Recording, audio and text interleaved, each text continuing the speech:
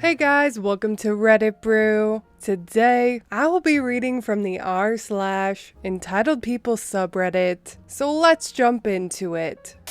Take your 9-week-old baby out of the stroller so my child can sit there. So my sister and her husband flew up to come visit the family in Canada and introduce their newborn daughter to everyone over the weekend. It wasn't a long visit, and they went to the airport this morning to check in for their flight. My train back to my apartment didn't leave for another 3 hours, so I tagged along to help with stroller and bags. Basically, I was an extra pair of hands so they could focus more on the baby instead of trying to juggle bags and everything. So we're standing in line. There was an issue at the check-in kiosk, and I feel my small rolling weekend bag suddenly get extremely heavy, to the point where it almost yanks right out of my grip. I turn around, and there's a girl, anywhere from 7 to 10 years old, sitting on my bag. "Excuse me, please get off my bag. My feet hurt, and I want to sit down." She then bounced in place and actually yanked the bag handle out of my grip, causing both it and Entitled Kid to fall to the ground.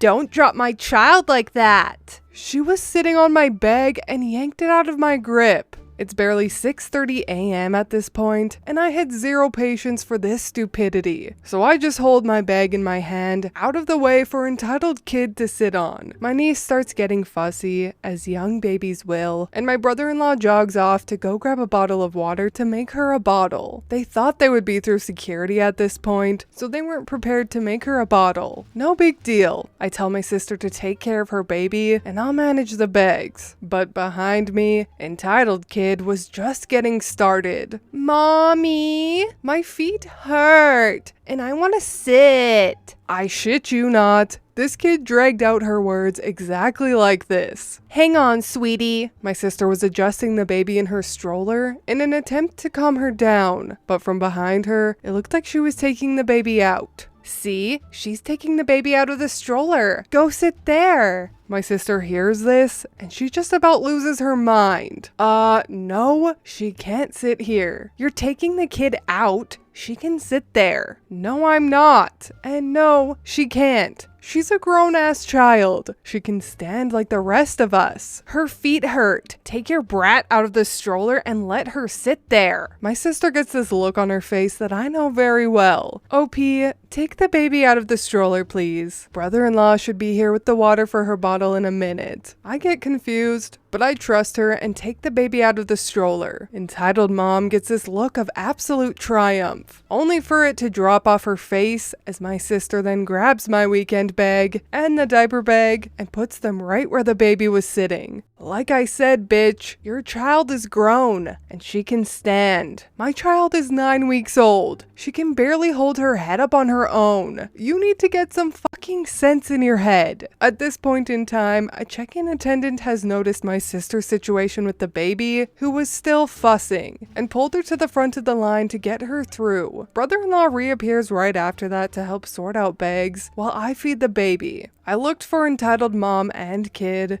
was on the ground throwing a massive temper tantrum, worse than any tantrum I've seen in children half her age. Entitled Mom just looked like she was sucking on a lemon. Firstly, that sister is awesome. Secondly, bruh. This is some of the most irrational shit I've ever read in my life. I love how the Entitled Mom called the 9-week-old baby a brat. Meanwhile, her 10-year-old child is throwing a tantrum over her feet hurting. 10 years old is old enough to know better than to behave that way. If she were a toddler, I maybe would have more empathy, but 10 years old? Your kid can stand. Or, here's a novel idea, sit on the floor? Or give your child a piggyback ride if you care that much. But to expect to be able to use someone else's property is just insane.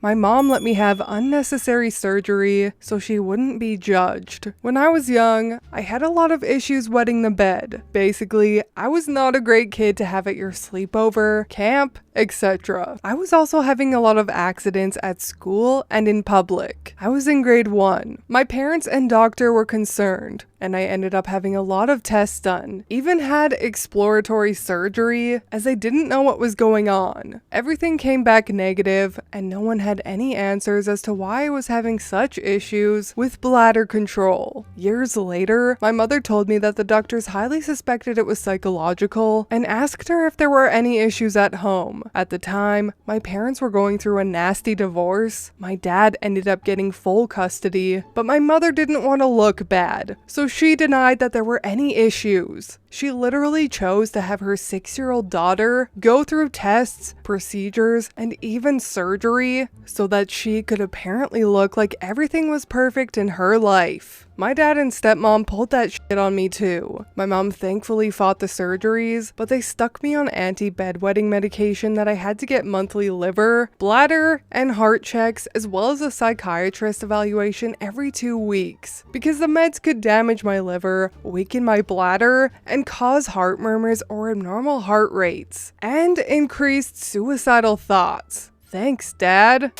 That is so sad. It's unfortunate that some people's pride and ego get in the way of being supportive parents. But there was a generation that was taught to rug sweep every issue to keep up with appearances, because heaven forbid you seem abnormal. But it was a time where most were ill-informed in regards to mental health issues, and not a ton of research was done on the topic. So it is forgivable, and thankfully therapy and counseling is being normalized now and encouraged, instead of being shamed or hidden as to not look bad. There's still a lot of people who put on a facade and fake personality though, in hopes to seem normal, and it's really rather sad. The world would be a much better place if people were more genuine and stayed true to themselves. But I'm getting off topic now and I digress. Help your Reddit girl out by leaving a like and subscribing if you want. I truly appreciate when you do, and I will see you in the next Reddit story. Bye!